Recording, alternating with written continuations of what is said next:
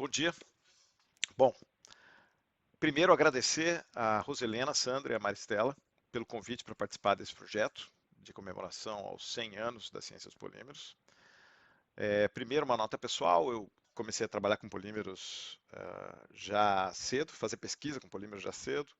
Eu era criança, eu fazia muito experimento com elastômero, um elastômero com sabor, a gente mastigava, o sabor ia saindo e o resíduo ia ficando com um poder adesivo e eu lembro, bem vívida na minha memória, de fazer o meu primeiro experimento com polímeros com a ajuda de uma amiguinha. Ela não sabia que estava participando do experimento.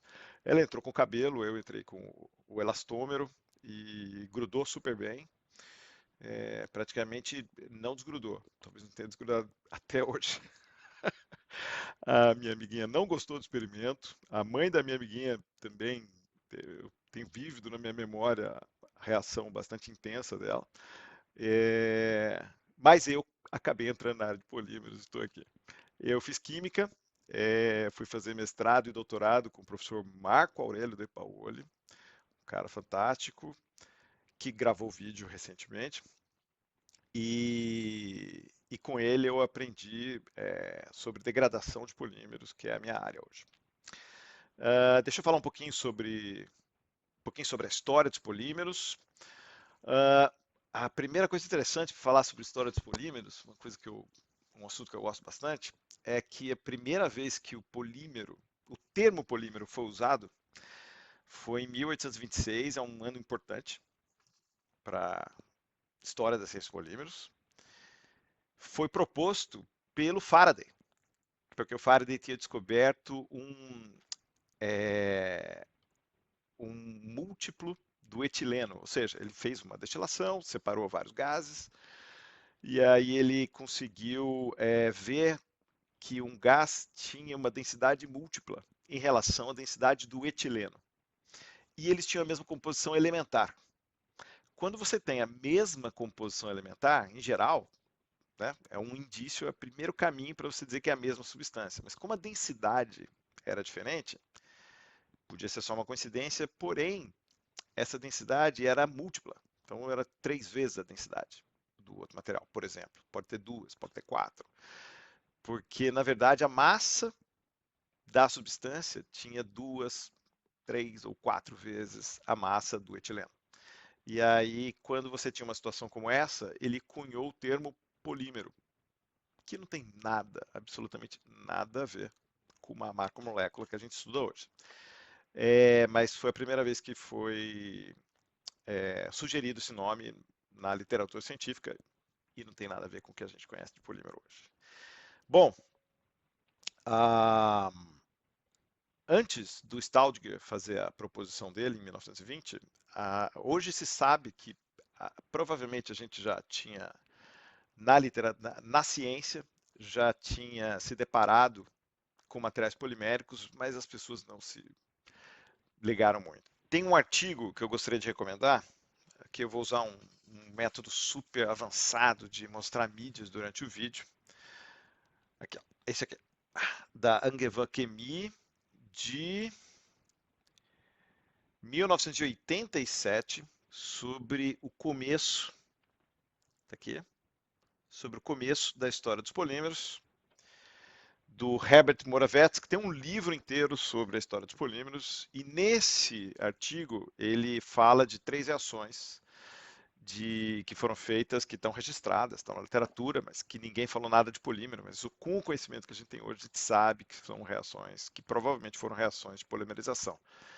Tem reações de 1805, 1826, e a que eu quero falar é de 1839, que foi feita aqui em Berlim, por um farmacêutico, que trabalhou a destilação do estireno, e ele reportou que após a destilação do estireno, havia a formação de um resíduo sólido que aumentava de tamanho em função do tempo de estocagem desse estireno. A gente sabe que é o poliestireno, e ele atribuiu isso ao óxido de estireno. Então tem N relatos na literatura de proposições para a formação dos polímeros, mas ninguém se tocava que aquilo lá era um polímero, porque não fazia sentido na cabeça do químico. Pensa só. Para a gente fazer uma reação orgânica, para todo mundo que passou pelo laboratório de química orgânica, você vai fazer uma reação, é um trampo enorme para nunca conseguir uma reação 100%, ou raramente, ou pelo menos, bom, não dá. Não é usual a gente ter um rendimento alto. Às vezes a gente tem rendimento de 5, 10%. E é um trampo enorme, várias etapas. Como é que eu vou ter uma reação onde eu vou adicionar uma dupla em outra dupla, em outra dupla, em outra dupla, e imaginar qualquer rendimento para cada etapa? Se eu for imaginar essa sequência de etapas, eu nunca vou fazer esse material polimérico. Então, uma, era um tabu científico a gente passar por isso.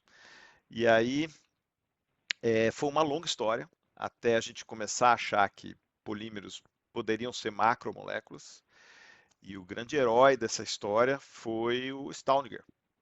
E aí ele pegou várias evidências, ele escreveu 2 artigos onde ele compila essas evidências, alguns fatos experimentais que ele desenvolveu, mas é um artigo que foi considerado muito intuitivo, né? Mas é o artigo que nos que a gente considera como o fundador, porque ele falou assim: polímeros são é uma reação, a reação de polimerização pode gerar moléculas a partir da reação em série de monômeros. E é esse artigo aqui, esse é o comecinho sobre polimerização, está em alemão, um idioma bastante simples e similar ao português, então vocês podem pegar no original e ler.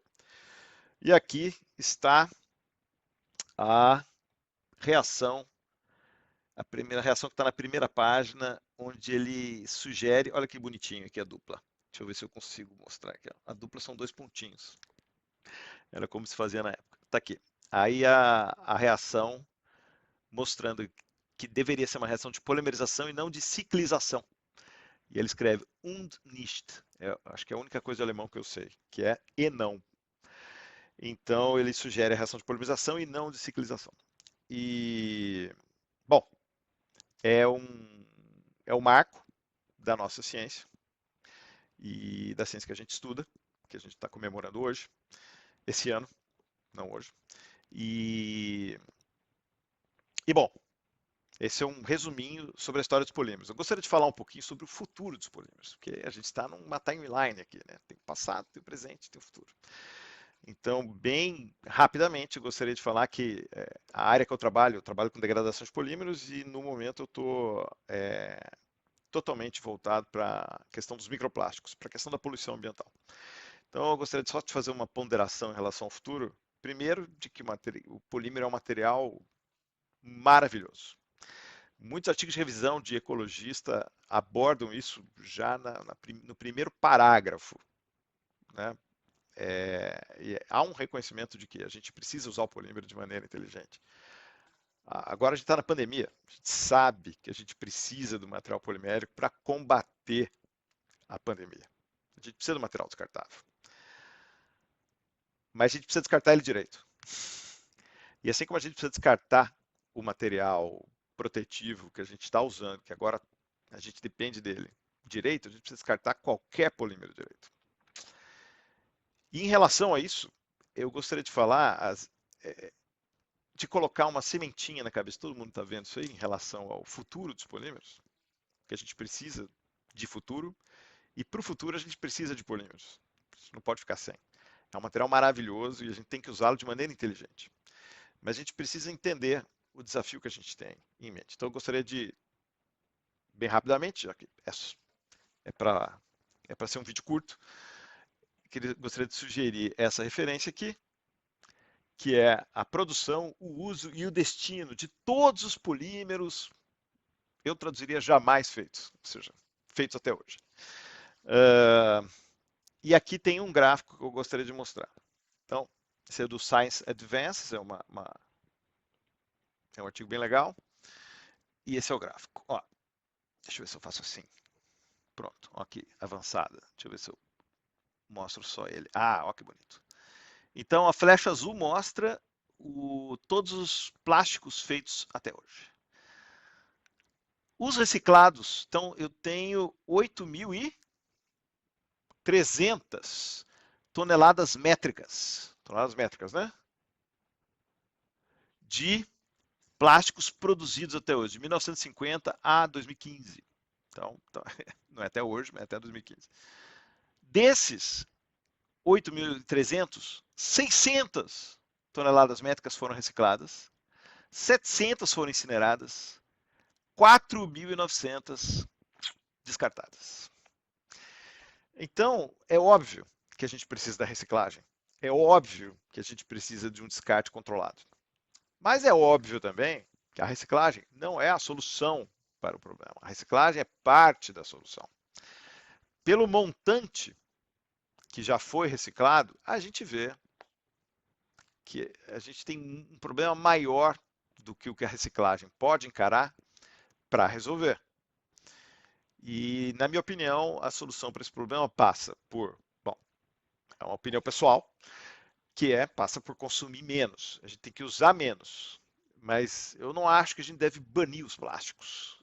A gente deve banir aqueles plásticos onde a gente tem evidência para bani-los. Então, nessa frase vem a minha mensagem. A gente deve ser inteligente e a gente deve ser científico.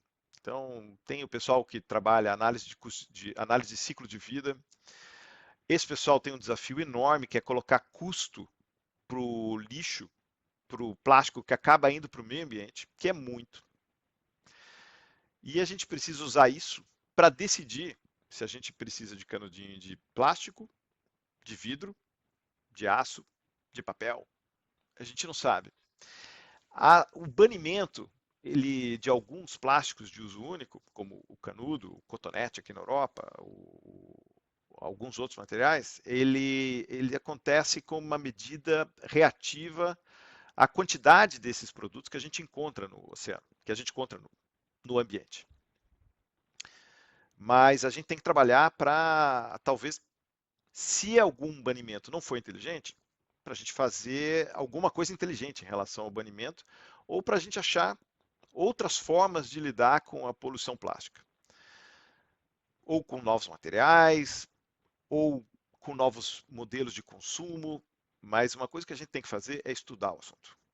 Então a gente não pode partir de tabus e a gente não pode abrir mão da ciência. Então essa é a mensagem que eu queria dar nesse pequeno vídeo. Um beijo enorme no coração de vocês. Felicidades. Feliz ano. Feliz século para a ciência dos polímeros. Valeu, um abraço.